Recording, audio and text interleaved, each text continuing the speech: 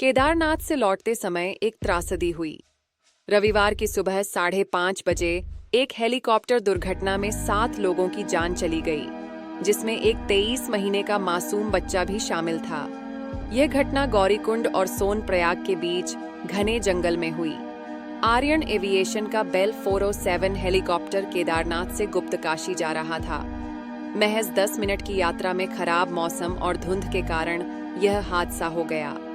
Pilot lieutenant colonel Rajveer Singh Chauhan थे, जो सेना में 15 साल सेवा करने के बाद रिटायर हुए थे।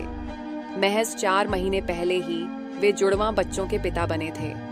उनकी पत्नी भी सेना में लेफ्टिनेंट कर्नल हैं। मृतकों में महाराष्ट्र का जायसवाल परिवार था, राजकुमार, उनकी पत्नी श्रद्धा और उनकी बेटी काशी। उनका बेटा विवान घर पर दादाजी के साथ रुका था, जिससे वह बच गया।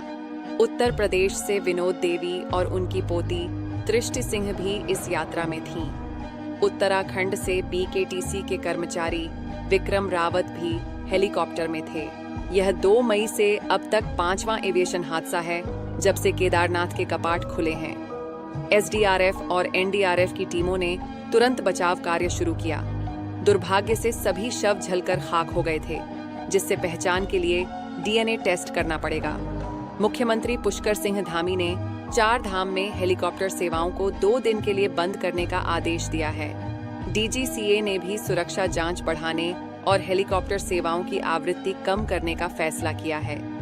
यह घटना हमारे पायलटों की बहादुरी को भी दिखाती है, जो खतरनाक पहाड़ी इलाकों में श्रद्धालुओं की सेवा करते हैं। लेफ्टिनेंट कर्नल चौहान जैसे अनुभवी पायलट भी प्रकृति की मार के आगे बेबस हो जाते हैं। हिमालय की अप्रत्याशित मौसम दशाएं हमेशा चुनौती रही हैं। धुंध, अचानक बादल और तेज हवाएं यहाँ के पायलटों के लिए बड़ी परीक्षा हैं। फिर भी हमारे वीर पायलट श्रद्धालुओं की आस्था को पूरा करने के लिए जान जोखिम में डालते हैं।